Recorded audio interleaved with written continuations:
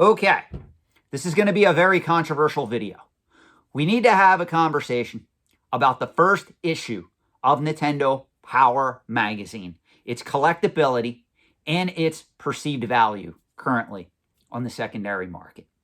So I just want to warn you guys, please remember, those of you that are new to this channel, this is a collectibles finance channel. I want to make that very clear.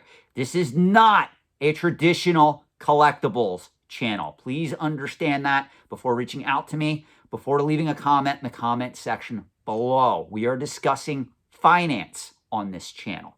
So there's a lot of people that want my thoughts on Nintendo Power, specifically issue 1, because recently in the latest Heritage Auctions signature sale, a copy of Nintendo Power 1, graded by CGC in 9.8 condition, sold for $108,000.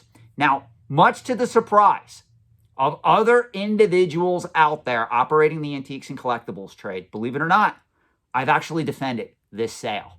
And there's a lot of people that are throwing shade on me, saying, I cannot believe you were so harsh on graded video games. How are you defending a copy of Nintendo Power 1 selling for $108,000 at present time? Well, I'm going to explain it to you in this video. And you can agree, you can care to disagree, but I'm telling you, Nintendo Power Issue 1 has more organic collectability and more overall rarity than I would say 90 to 95% of all these factory sealed video games you all been going nuts for the last couple of years until the bottom fell out. Thank you, Wada Games. And now you guys are left wondering, well, what's left to collect? And I said this before. You got to go after the items that are truly vintage, have true organic demand, and actually have scarcity as well as perceived value on the secondary market. And I hate to say it, Nintendo Power Issue 1 hits all of these core concepts. So step into my DeLorean time machine. We got to go back to 1988. In 1988, Nintendo Mania was in full bloom in North America.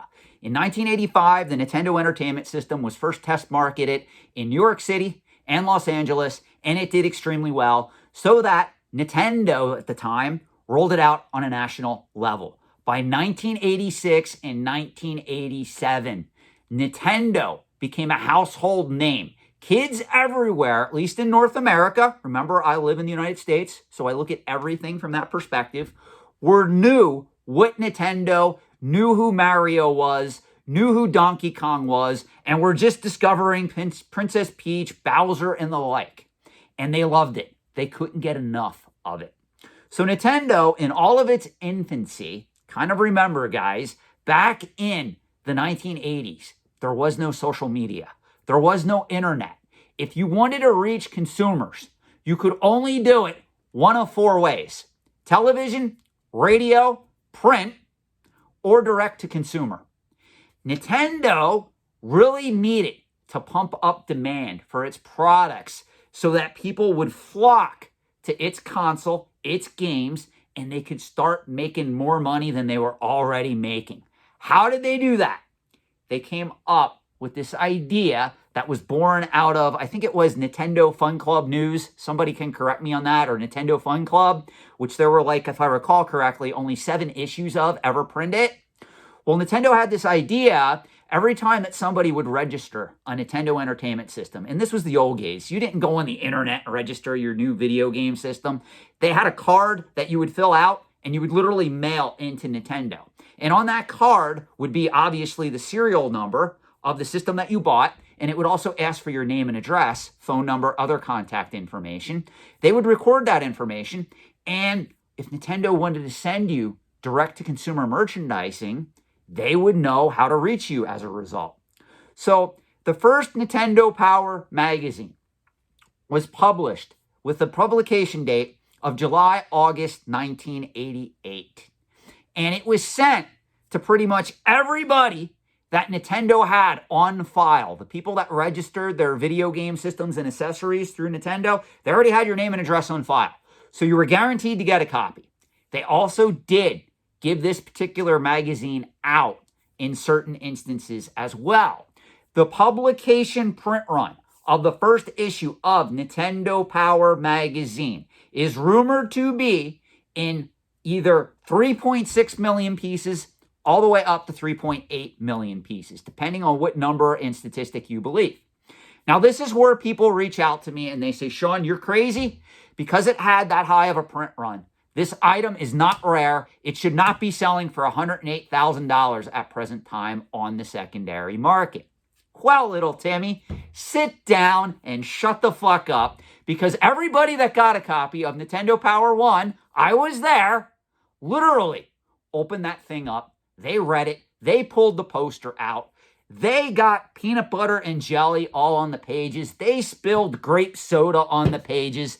They did who knows what to that particular publication, to the point today, in the year 2023, with magazine grading in full swing, thank you, CGC, we already know that the population reports for a Nintendo Power 1 magazine at present time in 9.8 condition, there is only one copy in existence.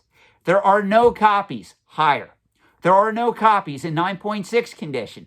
There are only 4 copies in 9.4 condition. In 9.2, there are only 9 copies known. Now, this is where it gets interesting. I don't know if you guys are aware, but back on November of 2022, a copy of Nintendo Power 1 sold through Heritage Auctions in 9.4 condition for $24,000. So this particular publication in high grade, when you get to 9.2 or above, is extremely scarce, guys.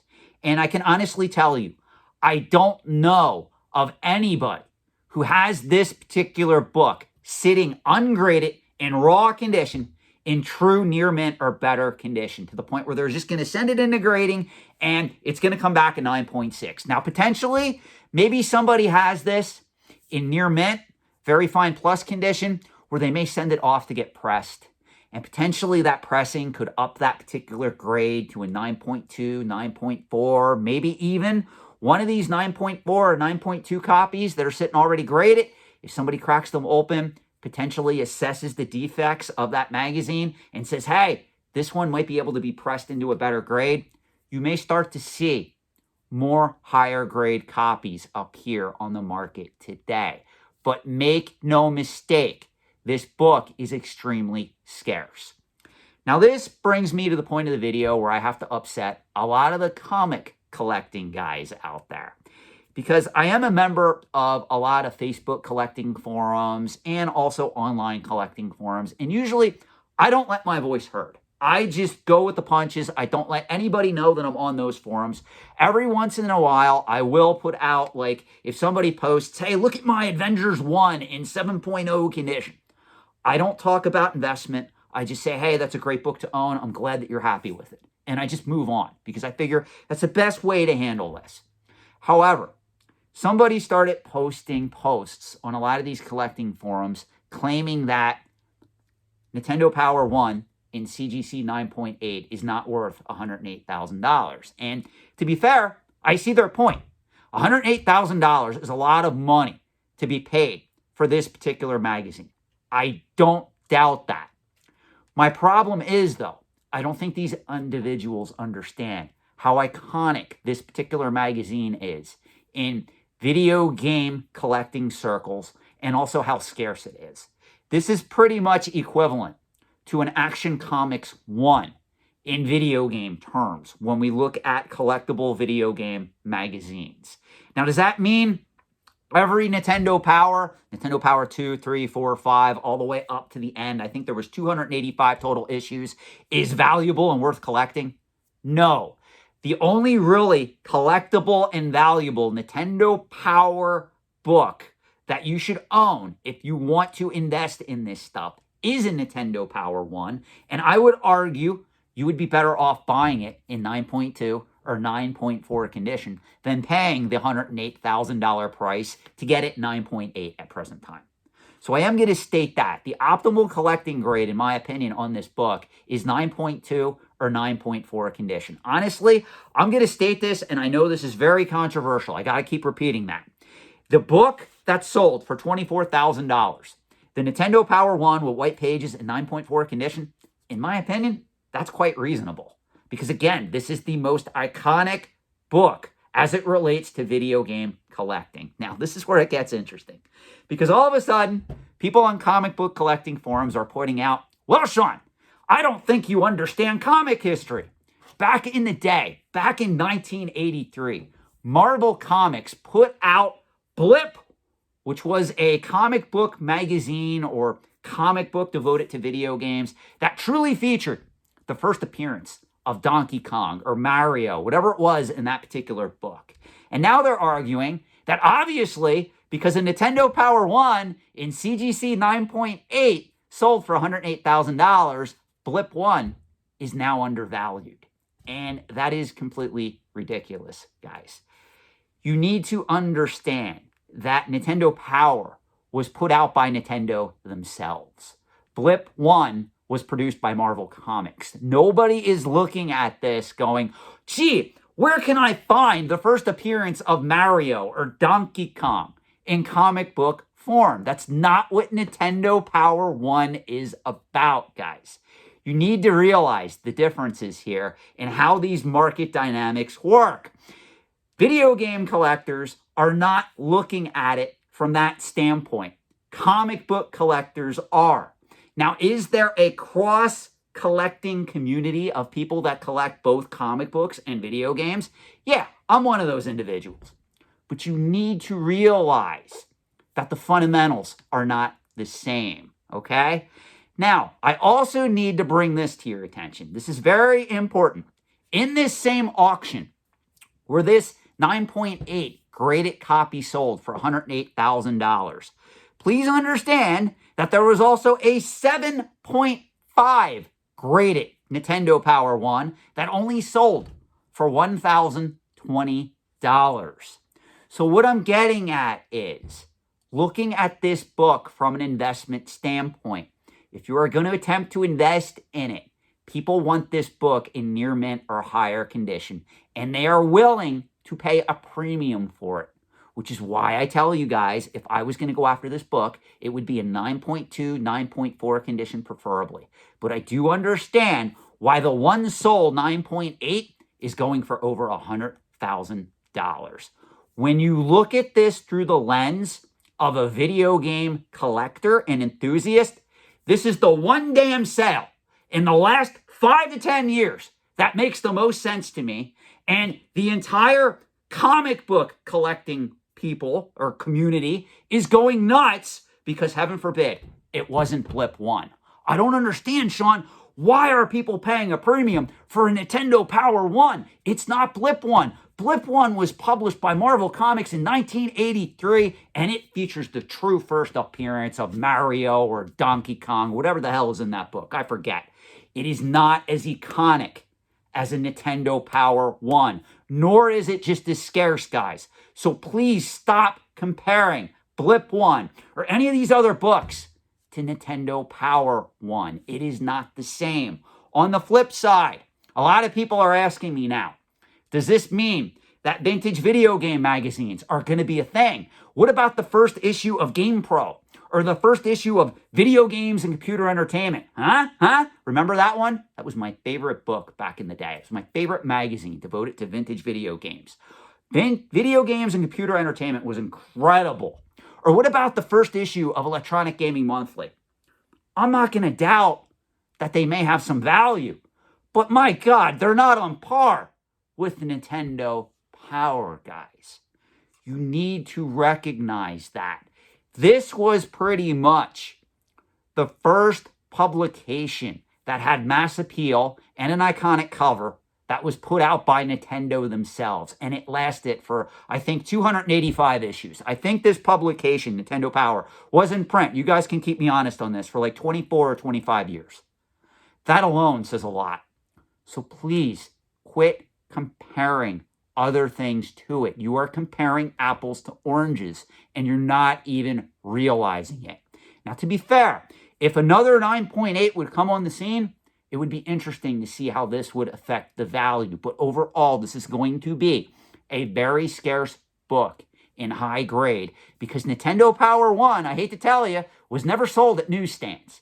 Nintendo Power 1 was mailed to you. And most people that got that manila envelope for the first time that held a copy of Nintendo Power 1, they ripped that book open. They ripped out the poster. They got everything slopped on that particular publication because they loved Nintendo and they loved what that book represented. That is the lesson for today. Understand that certain things just end up becoming collectible just because of what they represent, just because of the fact they truly are scarce. Nintendo Power 1, at least at present time, assuming there isn't some strange dude with a warehouse full of these, all in near mint condition, this pretty much is the very definition of organic collectability, guys. This is the very definition of scarcity. And it's interesting to me how people in other collecting categories can't see that. They get lost in the weeds. They're not looking at the fundamentals. They're comparing apples to oranges. Look at Nintendo Power for what it is. Just like I tell people that collect rare coins or sports cards, look at Action Comics 1 for what it is. Don't try to overanalyze it, otherwise you're going to go crazy. And that's what a lot of you are trying to do. You're trying to compare it to your own favorite collecting category, then state, in 50 years, no one's going to care about Nintendo Power 1. Well, by that metric, then by that logic and reasoning, no one's going to care about Super Mario Brothers in 50 years. No one's going to care about The Legend of Zelda. No one's going to care about Metroid. Now, to be fair, was there market manipulation alleged to occur in the great video game space? Yes. It did not spread, however, to Nintendo Power Issue 1. You can argue that a lot of those same collectors are involved in the market, so it's possible someone saw this 9.8 come up for bid and they bid it the hell out of it, but overall, it's still worth the asking price because there was only one 9.8 out there, there's no 9.6s, and there's only a handful of 9.4s and 9.2s to choose from. So take this for what it is and just give the video game collectors this win. Because I'll be honest with you guys, I am seriously thinking of adding a 9.2 or a 9.4 Nintendo Power 1 to my own collection, if that tells you anything, and that would be for the long term. Thanks for watching. Let me know your thoughts in the comment section below, and have a great night.